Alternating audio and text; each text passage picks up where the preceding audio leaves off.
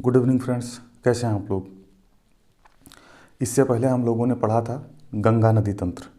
गंगा नदी तंत्र के बाद आज हम लोग पढ़ेंगे ब्रह्मपुत्र नदी के बारे में। ब्रह्मपुत्र नदी को मैंने मानचित्र में दिखाया हुआ है, आप देख सकते हैं ब्रह्मपुत्र नदी कहाँ से निकलती है। असम घाटी का क्षेत्र मैंने दिखाया हुआ है, यह असम घाटी का क्षेत्र है। कहाँ से मुड़ती है, ठीक है, कौन कौन नदियाँ इससे मिलती हैं, इसके इन पूरे बिंदुओं पर आज हम चर्चा करेंगे। तो सबसे पहले हम शुरुआत करते हैं कि ब्रह्मपुत्र नदी कितने देशों से होकर बहती है। कितने देशों से होकर बहती है? 3 देशों से, चीन, भारत, बांग्लादेश। ब्रह्मपुत्र नदी 3 देशों से होकर बहती है। कौन कौन सा? चीन, भारत, बांग्लादेश। आप लिख लीजिए, नोट बनाइए, साथ में लिखते रहिए। ब्रह्मपुत्र नदी 3 देशों से होकर प्रवाहित होती है। Number 1 China, number 2 Bharat, number 3 Bangladesh. और ब्रह्मपुत्र नदी को अलग अलग देशों में अलग अलग नाम से जाना जाता है। जैसे चीन में या तिब्बत के पठार पर सांगपो, असम की घाटी में ब्रह्मपुत्र, बांग्लादेश में जमुना, मतलब अलग अलग नामों से जाना जाता है। और अब लिखिए, ब्रह्मपुत्र नदी का उद्गम मानसरोवर झील या तिब्बत के पठार या आंगसी झील से हुआ है। आगे लिखिए, ब्रह्मपुत्र नदी मानसरोवर झील से निकलकर हिमालय के साथ साथ पश्चिम से पूर्व की ओर नामचा बरवा चोटी के पास से मुड़कर पूर्व से पश्चिम की ओर यानी सदिया से धुबरी तक अपनी रैंप घाटी में प्रवाहित होते हुए बांग्लादेश में प्रवेश कर जाती है। असम घाटी का जो क्षेत्र है, असम घाटी का जो क्षेत्र है वह धान की खेती के लिए काफ़ी महत्वपूर्ण है। अब आप यहाँ पे रुकिए, समझिए, देखिए इधर मैंने ये असम घाटी का क्षेत्र बनाया हुआ है। इसमें जैसा आप देख पा रहे हैं यह एक मैंने द्वीप बनाया हुआ है। ये छोटे छोटे ऐसे द्वीप बने हुए, ये क्या है, ये क्या है, ऐसे छोटे छोटे द्वीप हैं। इन द्वीपों में जो सबसे बड़ा द्वीप है जिसका नाम दिया गया है मांजुल द्वीप, इस मांजुल द्वीप को असम सरकार ने जिला घोषित किया है। मांजुल द्वीप को असम सरकार ने जिला घोषित किया है। आगे देखिए, जब ब्रह्मपुत्र नदी अरुणाचल प्रदेश में प्रवेश करती है तब वहाँ पे यानी नामचा बरवा के पास एक गार्ज बनाती है जिसका नाम है दिहंग गार्ज। देखिए, यह गार्ज बनाती है जिसका नाम है दिहंग गार्ज या दिहांग गार्ज। आपने देखा होगा जब नदी या नहर, या ऐसे मान के चलिए जब पानी का बहाव तेजी के साथ होता है और तेजी से होने के साथ साथ अगर नदी या नहर एकदम अपना रुख या दिशा बदलती है जहाँ पे, वहाँ पे एक गड्ढा सा हो जाता है, मतलब एक खंड बन जाता है। उसी को क्या कहते हैं? गार्ज कहते हैं। जैसे ब्रह्मपुत्र नदी जब यहाँ से मुड़ती है तब पानी का बहाव इतना तेज हो जाता है कि बहाव तेज होने की वजह से यहाँ पे एक गार्ज बन जाता है। इस गार्ज को क्या नाम दिया गया है? दिहंग गार्ज। और मैंने जैसा कि आपको बताया, यह असम घाटी का जो क्षेत्र है धान की खेती के लिए बहुत प्रसिद्ध है। इसी को असम का गुलफित जलमार्ग भी कहा जाता है। और यह असम घाटी क्षेत्र जो है इसके उत्तर में हिमालय है। असम घाटी क्षेत्र के उत्तर में क्या है? हिमालय है। दक्षिण में क्या है? श्रीलंका पठार। मैंने लिखा हुआ है, आप देख लीजिए। दक्षिण में क्या है? श्रीलंका पठार है। उत्तर में क्या है? हिमालय है। अब यहाँ देखिए, जब ब्रह्मपुत्र नदी बांग्लादेश में प्रवेश करती है तब इसका नाम जमुना हो जाता है। भारत से आने वाली गंगा नदी जब इस जमुना से मिल जाती है तब इन दोनों की संयुक्त धारा क्या कहलाती है बेटा? पद्मा कहलाती है। याद रखना, जमुना की और गंगा की जो संयुक्त धारा है उसको पद्मा कहते हैं। यह पद्मा कुछ दूर चलने के बाद पद्मा में मणिपुर और नागालैंड की सीमा पर प्रवाहित होने वाली बराक या मेघना नदी आकर पद्मा से मिल जाती है। फिर इन दोनों की जो संयुक्त धारा आगे उसको क्या कहते हैं? मेघना नदी कहते हैं। इतना आया समझ में? अब आपने दामोदर नदी देखी होगी। ये दामोदर नदी, जैसा कि मैंने पिछले वीडियो में आपको बताया, दामोदर नदी अपना जल निकलती कहाँ से है? छोटा नागपुर पठार से। यह अपना जल सीधे बंगाल की खाड़ी में ना गिराकर हुगली की सहायता से अपने जल को बंगाल की खाड़ी में गिराती है। इस पर मैंने आपको होमवर्क दिया था। इस पर 4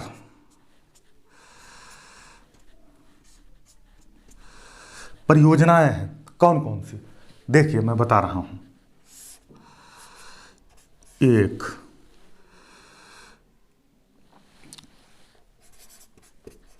कोनार परियोजना। नंबर 2, मैथान परियोजना। नंबर 3,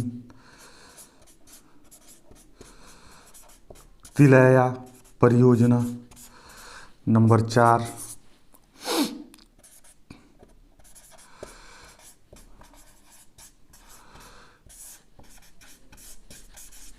पंचेत हिल।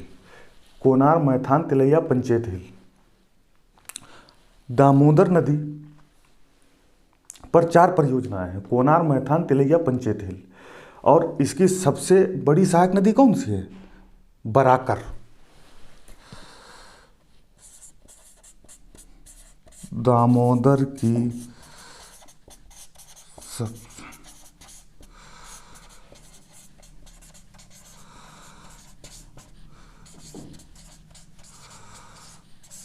बराकर।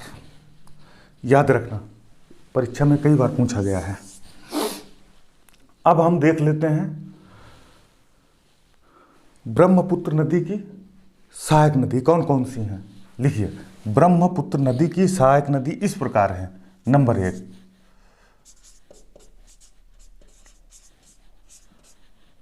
लोहित, दिबांग। यहां देखिए, मैंने इसकी 2 जो अरुणाचल प्रदेश की सीमा से निकलकर आने वाली 2 नदी जो ब्रह्मपुत्र नदी से मिल जाती हैं, कौन कौन सी? दिबांग और लोहित। दिबांग और लोहित मैंने मैप में दिखाया है, आप देख सकते हैं आराम से। देखिए, दिबांग हो गई, लोहित हो गई, फिर धनसिरी,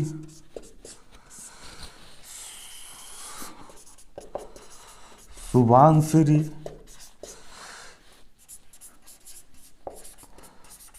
जिया, ये जिया भरेली है, भरेली, मानस, तीस्ता,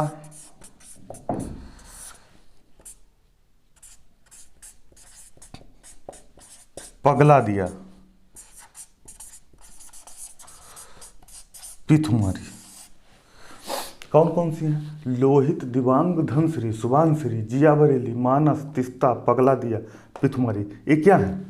ये ब्रह्मपुत्र नदी की सहायक नदी है।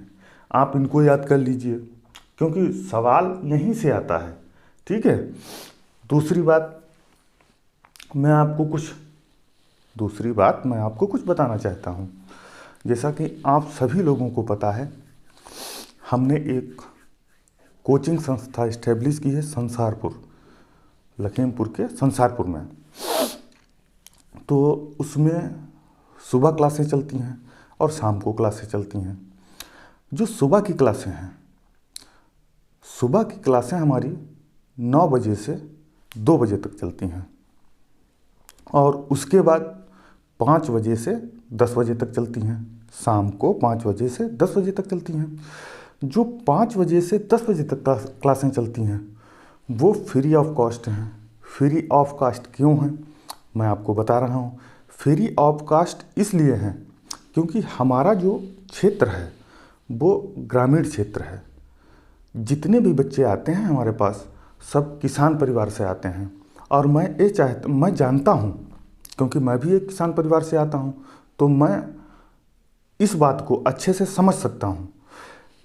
बच्चों के सामने फीस को लेकर दिक्कतें आती हैं। दिन में बहुत सारे ऐसे बच्चे हैं काम को लेकर, क्योंकि काम करने की वजह से कोचिंग के लिए समय नहीं मिल पाता है, तो जो नाइट वाली क्लासें हैं ऐसे बच्चों के लिए ही व्यवस्था हमने की है नाइट क्लास की, कि जिनके पास समय नहीं है या किसी भी तरह की फीस की दिक्कत होती है। जिस तरह से सुबह वाली क्लासों में पढ़ाई होती है उसी तरीके से सेम उसी तर्ज पे शाम को क्लासें चलती हैं। अगर क्षेत्र का कोई भी बच्चा है, ठीक है, फीस की दिक्कत आती है, ठीक है, समय की दिक्कत आती है, तब वो हमारी शाम वाली क्लासें ज्वाइन कर सकता है। संस्था पे जाके किसी भी टीचर से आप मिल लीजिए, कोई ना कोई आपको अवश्य वहाँ मिल जाएगा, उससे मिलकर बात कर लीजिए, आप क्लासें ज्वाइन करिए। ऐसा मैं क्यों कर रहा हूँ? ऐसा मैं इसलिए कर रहा हूँ क्योंकि हमारे जो क्षेत्र के बच्चे हैं, मैंने देखा है, बच्चों से मैं मिला हूँ, मैं जानता हूँ। कोचिंग में कई ऐसे बच्चे हैं जो 1 महीना या 45 दिन पढ़ने के बाद कोचिंग छोड़ दी।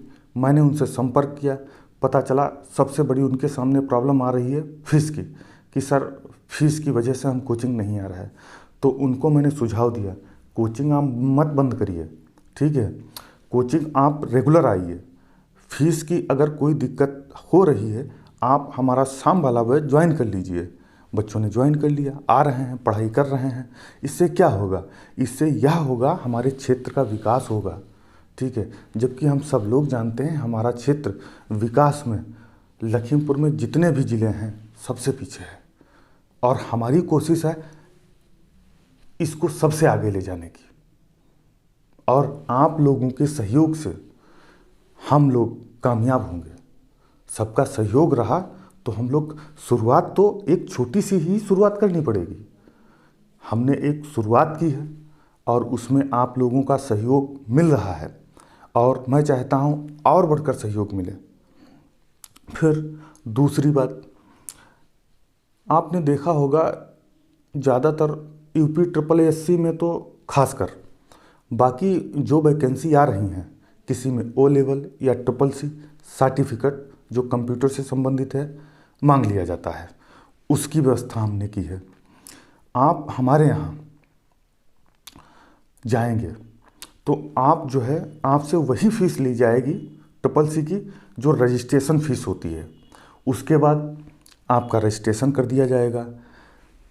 फिर हमारे यहाँ उसकी क्लासें विधिवत मतलब जो है चलेंगी, किसकी? SSS की। उसमें पढ़ाया जाएगा आपको, आपका एग्ज़ाम दिलाया जाएगा, आपका सेंटर कहीं भी जाता है उसकी व्यवस्था की जाएगी, ठीक है। आपको कोचिंग की तरफ से भेजा जाएगा और उसका कोई आपसे चार्ज नहीं लिया जाएगा। जो क्लासें चलेंगी उसका फ्री ऑफ कॉस्ट, कोई चार्ज नहीं है। आप क्लासें ज्वाइन करिए, विधिवत क्लासें ज्वाइन करिए, ठीक है। यदि SSS की विधिवत क्लासें ज्वाइन करते हैं तो आपकी ये मान के चलिए हम गारंटी ले सकते हैं। लेकिन आप 1 दिन जाते हैं, 4 दिन नहीं जाते हैं, फिर आपकी कोई गारंटी नहीं है। और फीस, कोई फीस नहीं है क्लास की हमारे यहाँ, ठीक है। तो इसलिए आप लोगों के पास एक शुभ अवसर है। मैं चाहता हूँ इस शुभ अवसर का आप लोग जो है ना लाभ उठाएं। आई बात समझ में? और इसको आपने अच्छे से समझ लिया है ऐसी मैं उम्मीद करता हूँ। अगर कहीं भी कोई त्रुटि रह गई है बताने में या समझाने में तो नीचे कमेंट बॉक्स में आप लोग कमेंट ज़रूर करेंगे। अगर आपके समझ में आया तब भी कमेंट करेंगे, अगर कोई दिक्कत है तब भी कमेंट करेंगे। आई बात समझ में? इसी के साथ मैं अपनी बात को समाप्त करता हूँ।